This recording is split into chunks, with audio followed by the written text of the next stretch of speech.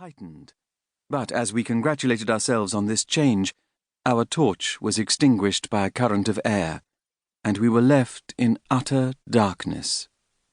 The guides bring with them materials for renewing the light, but we had none. Our only resource was to return as we came. We groped round the widened space to find the entrance, and after a time fancied that we had succeeded. This proved, however, to be a second passage, which evidently ascended. It terminated like the former, though something approaching to a ray, we could not tell whence, shed a very doubtful twilight in the space. By degrees our eyes grew somewhat accustomed to this dimness, and we perceived that there was no direct passage leading us further, but that it was possible to climb one side of the cavern to a low arch at the top, which promised a more easy path from whence we now discovered that this light proceeded.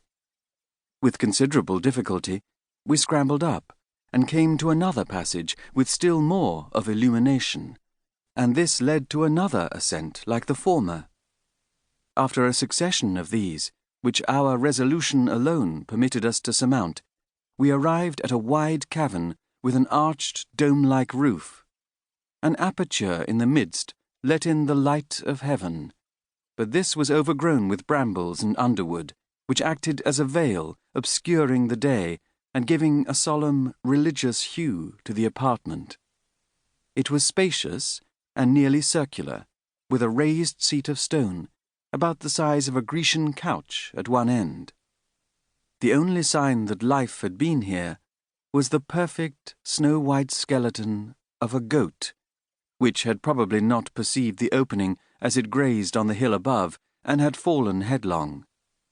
Ages, perhaps, had elapsed since this catastrophe, and the ruin it had made above had been repaired by the growth of vegetation during many hundred summers. The rest of the furniture of the cavern consisted of piles of leaves, fragments of bark, and a white, filmy substance resembling the inner part of the green hood which shelters the grain of the unripe Indian corn. We were fatigued by our struggles to attain this point, and seated ourselves on the rocky couch, while the sounds of tinkling sheep bells and shout of shepherd boy reached us from above. At length my friend, who had taken up some of the leaves strewed about, exclaimed, "This is the Sibyl's cave. These are Sibylline leaves." On examination, we found that all the leaves, bark, and other substances were traced with written characters.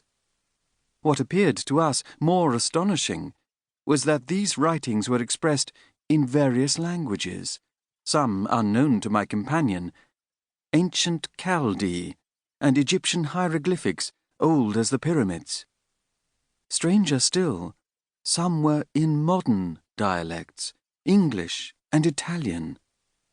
We could make out little by the dim light, but they seemed to contain prophecies, detailed relations of events but lately past, names now well known, but of modern date, and often exclamations of exultation or woe, of victory or defeat, were traced on their thin, scant pages.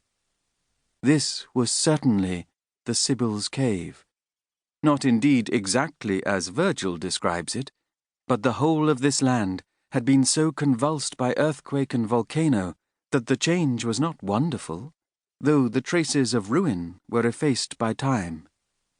And we probably owed the preservation of these leaves to the accident which had closed the mouth of the cavern, and the swift-growing vegetation which had rendered its sole opening impervious to the storm.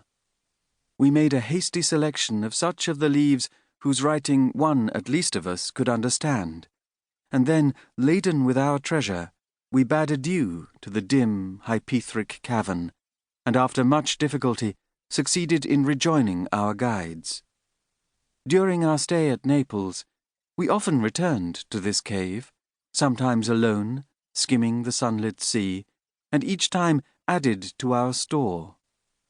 Since that period, whenever the world's circumstance has not imperiously called me away, or the temper of my mind impeded such study, I have been employed.